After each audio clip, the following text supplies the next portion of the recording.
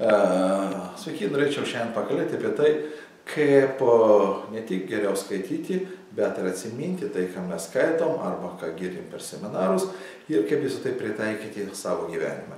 Kaip minėjau, mano didžiulis tikslas - trečdalį Lietuvos gyventojų įtraukti į skaitymo liūną, bet neužtenka tik tai skaityti. Būtų gerai, kad mes skaitytumėm ir gautumėm iš to naudos. Ir viena pagrindinė idėja, nuo kurios norėčiau pradėti, yra štai kame. Štai yra mūsų smegenys. Ir smegenyse yra du centrai. Vienas centras atsakingas už žinojimą, o kitas centras atsakingas už veiksmus. Ir labai dažnai, kai mes skaitom knygas, arba žiūrim, ar skaityti ar ne knygą, mes dažniausiai užduodam savo klausimą, ar tai, kas ten parašyta, aš jau žinau. Aš girdžiu labai daug tokių atsiliepimų. Tai, ką aš perskaičiau knygų, aš jau žinau, džiaugiausi. Sutikite, jeigu jūs skaitot Biblijoje, iš principų jokių naujienų. Bet klausimas, ar mes darome tai, ką skaitom. Taigi, jeigu esate jau nebe vaikas, o suaugęs žmogus, tai jūs turėtumėt nustoti savęs klausinėti, ką jūs žinot, nustoti klausinėti, ar yra toje knygoje naujų dalykų, jums reikia savęs paklausti, ar iš tikrųjų tos idėjos, kurios šitoje knygoje rašomos, aš naudoju, ar iš tikrųjų taikau gyvenime. Jeigu taikau, antras klausimas, ar taikau tai kiekvieną dieną, kiekvieną kartą. Ir trečias klausimas, ar taikau būtent taip, kaip parašyta šitoje knygoje. Nes mūsų didžiausia problema ne tame, kad mes kažko nežinome. Šiais laikais, kai yra internetas, mes žinome žymiai daugiau, negu mums reikėtų nežinoti. Mūsų šita dalis yra perkrauta. Ir jeigu skaitot knygas, su noru dar kažką naujo sužinoti, bijau, kad jūs pasirinkot ne patį geriausią kelią. Kodėl? Todėl, kad žinojimas neturi jokios įtakos mūsų gyvenimui. Mūsų gyvenimui turi įtaką tik tai tos žinios, kurias mes taikom. Taigi mano pirmas paskatinimas būtų toksai, pradėti žiūrėti knygas ne kaip į informacijos šaltinį, o pradėti žiūrėti į knygas kaip į katalizatorių, kuris skatina mus daryti. Ir tada turėti visai kitus rezultatus. Bet prieš tai, kaip kažką daryti, reikėtų dar atsiminti, o kasgi yra tenais parašyta. Ir didžiausia yra problema, kad po 24 valandų, po to, kai jūs perskaitot bet kokį straipsnį, bet kokį knygutę, arba išklausot bet kokį seminarą, po 24 valandų 80% informacijos tiesiog išgaruoja.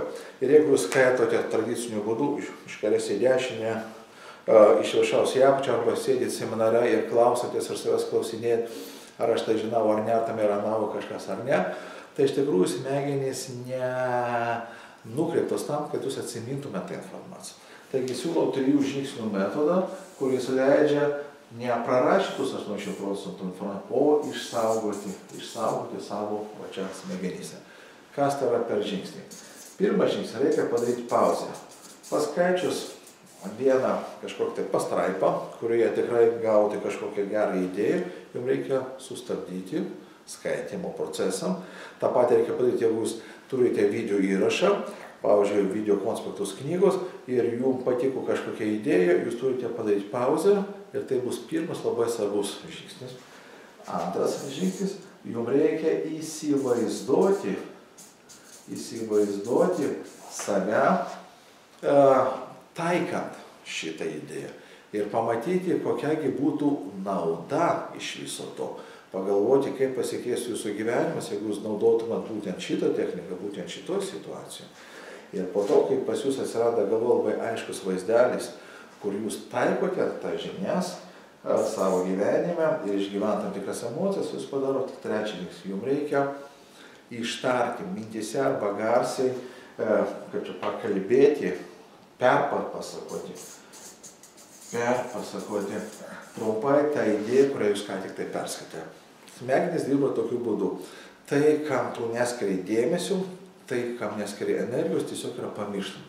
Informacija, kuri ateina pasyviu būdu, jinai labai lengvai ir išeina.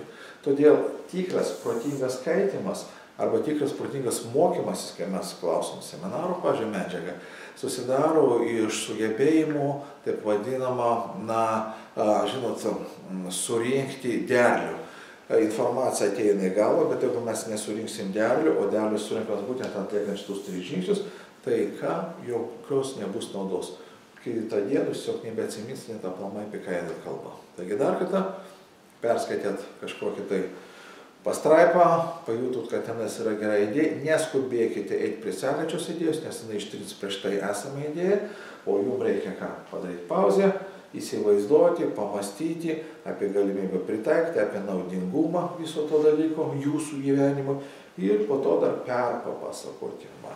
Dar vienas labai didžiulis būtų pagalbininkas, jeigu jūs pridėtumėt dar 4. žingsnį, pavaizduotumėt kažkur pas save konspektukuose tą vadinamą piktogramą.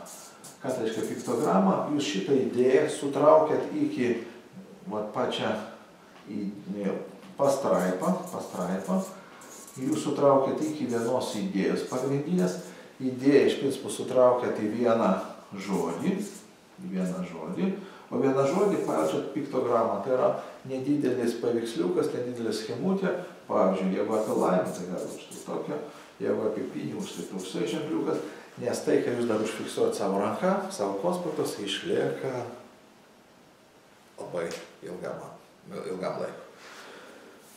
Taigi, siūlau dažniau naudoti šitą metodą, kol jisai taps jūsų įpročiu. Aš pats, kai sužinojau, pradėjau taikyti, tai pakėlė mano skaitymo kokybę visai į kitą viršūnę. Jums reikia nepamiršti surinkti derlių. Antras žingsnis, kurį labai rekomenduoju, arba antras etapas, tai yra, o kaipgi panaudoti gautas žinias ir įgūdžius. Kaip minėjau, mūsų užduotis nesužinoti kažką naujo, mūsų užduotis, kad knygos ir seminarai, iš kurių mes mokomės, pakeistų mūsų gyvenimą į gerą pusę, tai tam reikia vėlgi panaudoti 3 žingsnius. Kai jūs perskaitėt knygą, pažymėjot pagrindinės idėjas, jums laikas sudaryti ką? Taip vadinamą veiksmų planą. Taigi žingsnis pirmas, kurį jūs turite padaryti, jūs turite aiškiai įsivaizduoti rezultatus. Rezultatus, kuriuos jūs galėtumėt gauti ir norėtumėt gauti, naudojant naują medžiagą, naujas idėjas. Ir tai turi būti aiškiai jūsų galvoj paverstas į aiškų paveiksliuką, kur, kada ir kaip jūs galite tai panaudoti. Žingsnis antras, jums reikia surašyti žingsnius. Žingsnius, kurių pagalba jūs įgyvendinsit naujas idėjas. Labai dažnai visą idėją mums nepavyksta įgyvendinti vienu ūpu. Pavyzdžiui, iš knygos parsineša 10 idėjų, ar jas galima visas pritaikyti? Be abejo, ne. Todėl turite sudaryti nedidelį planą, kada naudosite pirmą idėją, kada panaudosit 2, 3, 4. Ir labai svarbu žinoti, kad tai, kas yra išmatuojama, galima tobulinti. Tai, ką negalima išmatuoti, arba jūs nematuojate, to negalima tobulinti. Todėl visus veiksmus reikia ką? Fiksuoti. Ir žingsnis 3, pats svarbiausias, jums reikia padaryti ką? Jums reikia įgyvendinti šitus žingsnius. Ir tam labai padės tai, ką mes vadiname mastermind. Mastermind, arba išvertus į lietuvių kalbą, vienas iš variantų vertimų yra palaikymo grupė. Jūs turite turėti grupę žmonių, kurie iš tikrųjų neduos jų pabėgti nuo kabliukų, ant kurio patys save užmojo. Apie tai, kaip daryti mastermind ir kaip tai gali pakeisti iš principų kokybę skaitymų ir mokymuose kitame video. Iki.